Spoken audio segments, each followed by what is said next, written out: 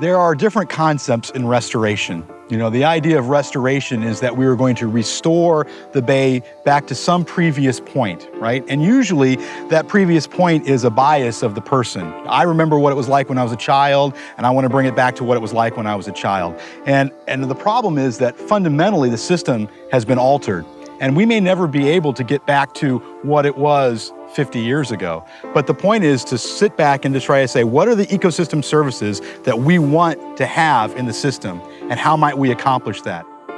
I'm 75, and back when I was a boy, this was a rural area. This was not developed, you know. It's hard to believe. I would say in Hampton Bays, 95% of the streets didn't exist.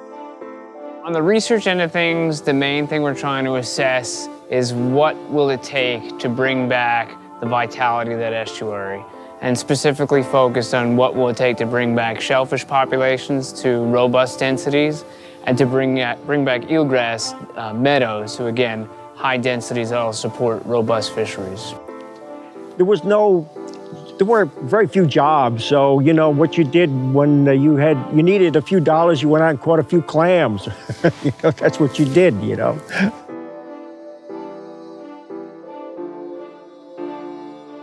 Many individuals that turned to the bay for shellfishing. Initially, it was oysters and soft clams. As the salinity has increased and the channels have been dredged over the last few decades, the water quality has been pretty good up until like the early 1980s. There's two major types of algal blooms we're concerned with within Shinnecock Bay: brown tides and red tides. They're both caused by algae, phytoplankton, but different types, different species. The brown tide has been around for more than 25 years, and it's very harmful to shellfish and to eelgrass. Can actually kill back both of those types of organisms. If you took the Dow Jones Industrial Average and over the last 50 years, and then you turned it upside down, that's what the production in the bay would look like. Well, historically, bay scallops were one of the main fisheries in the Peconic Bays of eastern Long Island.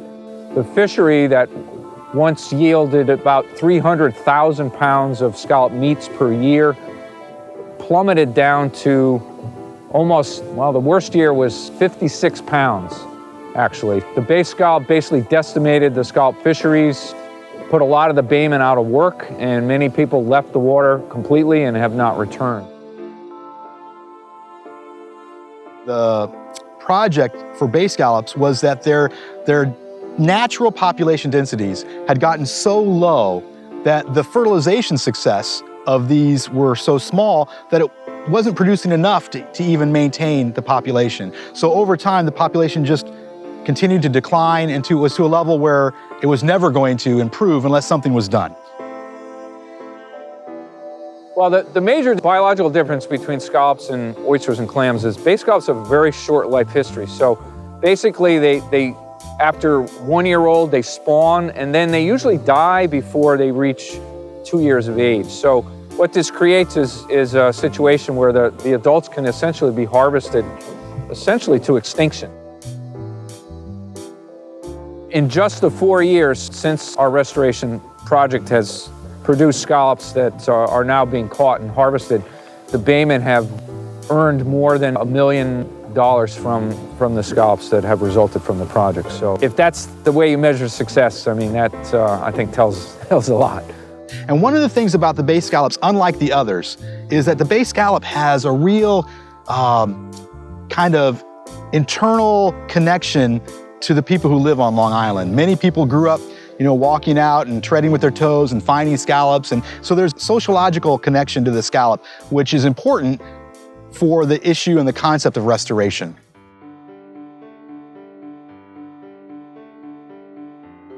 One of the other organisms that's critically important habitat in these estuaries is seagrass. Here it's Zostera marina. And one of the problems is that in many places, the light level has now decreased such that there's not sufficient light reaching the bottom for them to even grow. And that's really a consequence of the biotic, the algae that's growing in the water column. When clams spawn or scallops spawn, in the larval state, or when it was about ready to settle to the bottom, it would drift into this forest and it would get trapped and settle to the bottom. It would go into the root system and grow there. And it was quite safe from predators like green crabs, for example. If we were to step back a few decades when there was a lot more grass in those areas, what would happen is that as the wind would blow or as the tide would change, those grass blades would lay down and they would cap off that sediment, reducing resuspension, right? And as we start to lose the grass, we just get more and more turbid. So it's kind of a vicious cycle with the losing of the grass, increasing turbidity.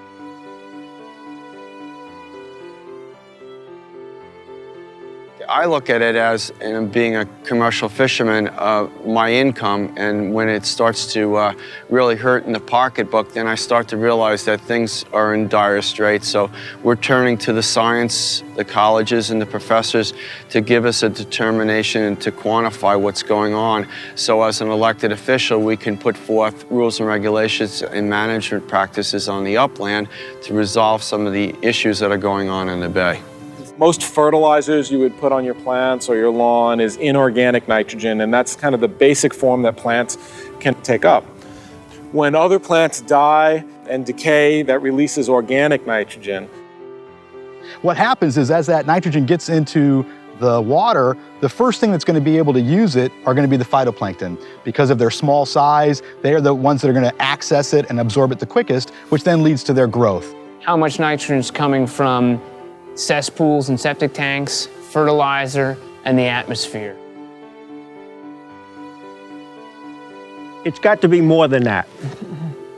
Common sense tells me it has to be more than that. I remember the duck farms. People don't understand is 40s, 50s, 60s, and 70s, there were millions of ducks here. I mean, when the raw sewage from the duck farms flowed right out of the creeks and into the bays on the north side, wherever they were located. And when I was a young guy, there were quite a few duck farms, right? And the shellfish set like crazy just outside those duck farms. And it caused a lot of nutrient waste to go into the river, and it caused the state to then cut off all shellfishing for hard clams in the waters adjacent to Forge River in Center Moriches Bay. So the north part of the bay was closed to clammers. What happened was that over time, the numbers of clams to the south of the bay substantially increased. And so people were harvesting these clams for a number of years and doing very, very well. Eventually, the water quality improved in the Forge River, and so the state opened up the northern part of Center Moriches, and the clammers went in, they removed those, and suddenly it crashed. When the densities of shellfish are high enough, you have high success rates of fertilization. And therefore, the goal of the spawner sanctuaries is to have a high density of these hard clams so that when they go to reproduce in the spring and summer, there's going to be great success and percent success of fertilization.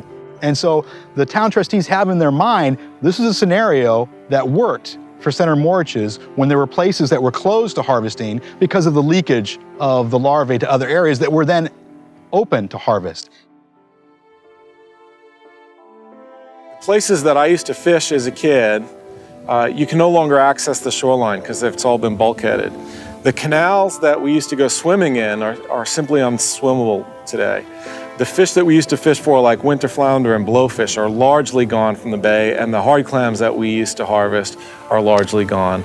A lot of people share that kind of connection that I have to the bay, and they have family histories that are connected to the bay. In fact, there are pictures where the density of the baymen were so close that you could literally walk from boat to boat for a large portion of the area while they were working out there. For many of the baymen, they are, when we look at the east end of Long Island especially, they are descendants of a lot of the original families. So they're living on the same land. They're working the waters the way their forefathers, who were farmer fishermen, did. Clams on Long Island are a relatively charismatic animal, the way panda bears are a logo for World Wildlife Federation. You have to understand that in 1970s, 2 out of every 3 hard clams consumed on the east coast of the United States came from Great South Bay. And that's just incredible. In the mid-1970s, over 50% of the hard clams eaten in the entire United States came from this relatively small Great South Bay. It's about 100 square miles. But at that time, the resource was heavily being over-harvested. And so when the Nature Conservancy acquired the underwater lands in 2002 and 2004, we developed a plan to improve the ecosystem in Great South Bay, and part of that plan hinges on restoring hard clams to the bay.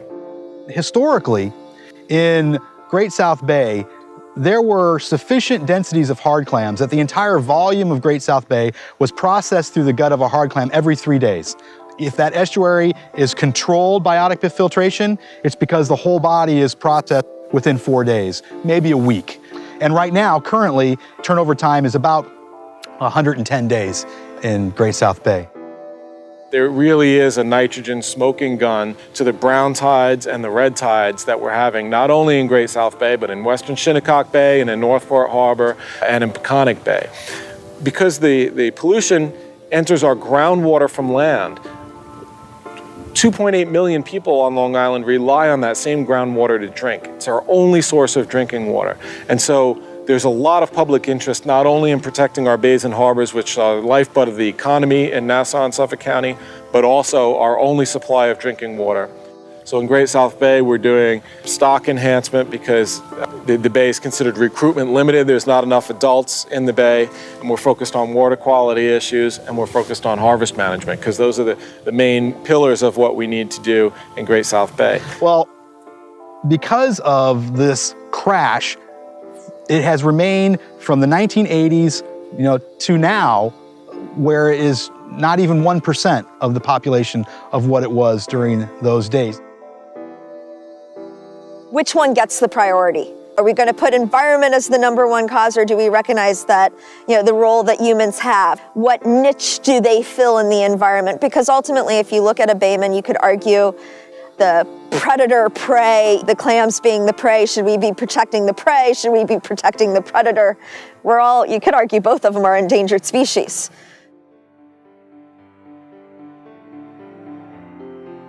I think just initially bringing the project forward to a bayman and to people that work the water, I would say cautiously optimistic would be a good definition. There's this lack of trust, between the science and the baymen. The baymen are concerned that we're going to try to affect and reduce their livelihood. We need to see how we can come together more as partners, recognizing that we want their way of life to continue, and we want them to prosper. And how can we do that then? And, I full well realized I'm not putting blame on them for our problems, because there certainly is none to put on the university. But I'm not sure that whatever money spent is being spent wisely. The idea is to try to remove the nitrogen that's in the water column as phytoplankton and bring it out of the water column into the bottom, into the benthos. And the most powerful vacuum cleaner of the shellfish are the oysters. And so we're most excited about using them because of the large quantities of water that they process. We're also working a little bit with seaweeds or macroalgae, which we think can be utilized as a nutrient sponge. They naturally take up nutrients, and we think we can either harvest them to remove nutrients out of the system, or in some cases, purposely deploy them, let them absorb the nutrients, and then remove them. But I would say the community at large is very much in favor of this, because by establishing a robust shellfish population in the bays shows us one thing, that we can reverse the negative effects of the environment that we were all basically culprits of putting into. I mean, it is a renewable resource if conditions are good enough for it to renew itself. And having said that, well, some people might say, well, you caused it, There isn't anything that we've ever done that's caused it, other than live here along with everyone else. There used to be hundreds of baymen on Long Island who made their living, their sole livelihood was harvesting shellfish. So, we've lost a way of life. And because of that, we've lost part of our cultural heritage. Well, let's just say that we had a total collapse. What would that do to this area? I mean, give that a lot of thought.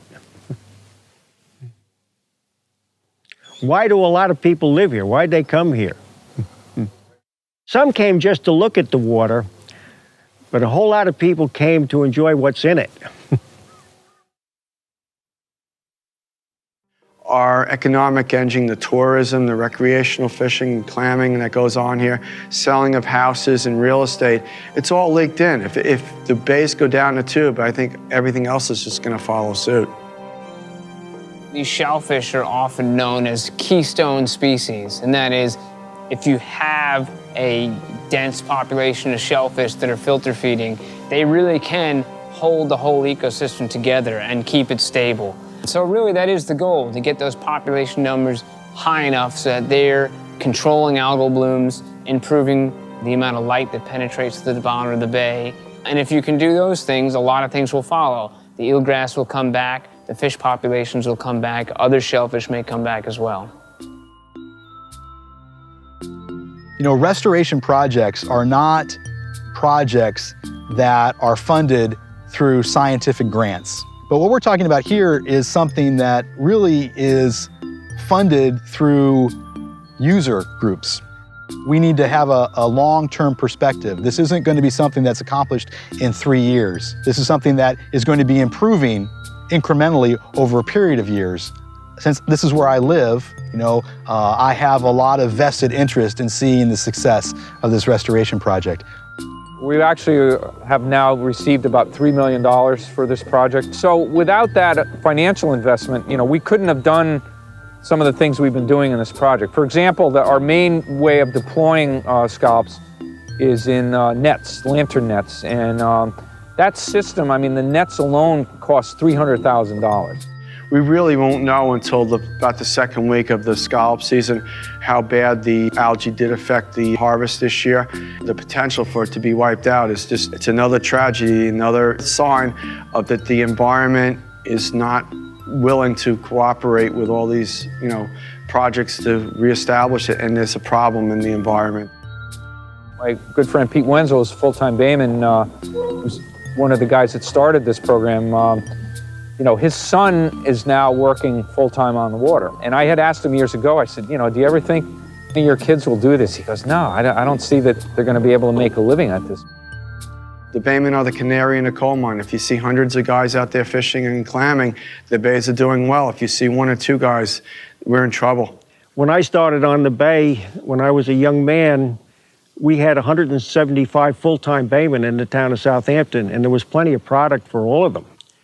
Now, for the past 25 years, we've been down to about 20.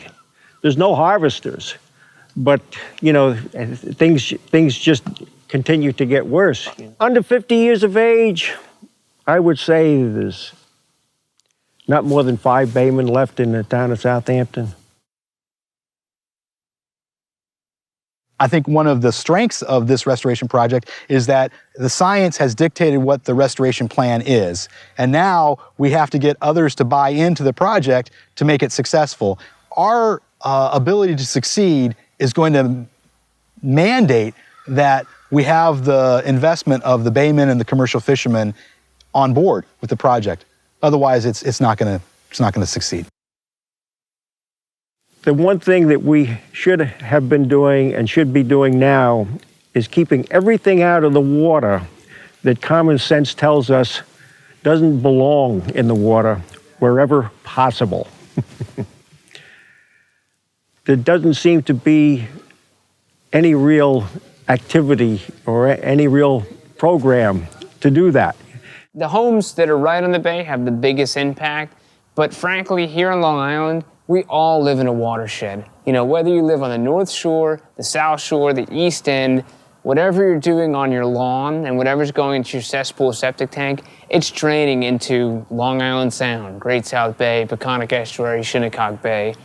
I've seen some beautiful harvests out here. I mean, and I just hope that in my time that I have remaining as a trustee and an elected official and a bayman, that we could bring back some of these memories so they're not a memory, so that they're the actual thing in a boat again. That's my goal.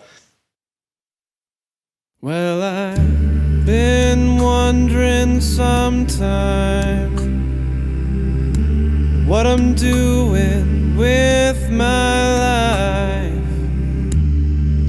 watching time pass me by. Gotta move on, I gotta go back. I'm coming home, yes, I'm coming home. I'm coming home, I'm coming home.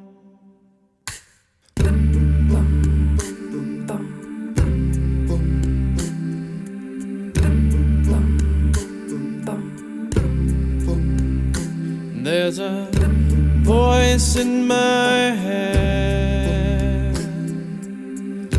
counting time down till I'm in my bed, but the rhythm is gone.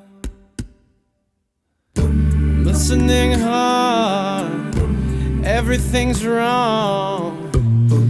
I'm coming home, yes, I'm coming home, and I'm coming home, I'm coming home. Now my time has come, not sure whether this'll be the one. I keep looking on, I'm listening hard, everything's wrong. I'm coming home, yes, I'm coming home.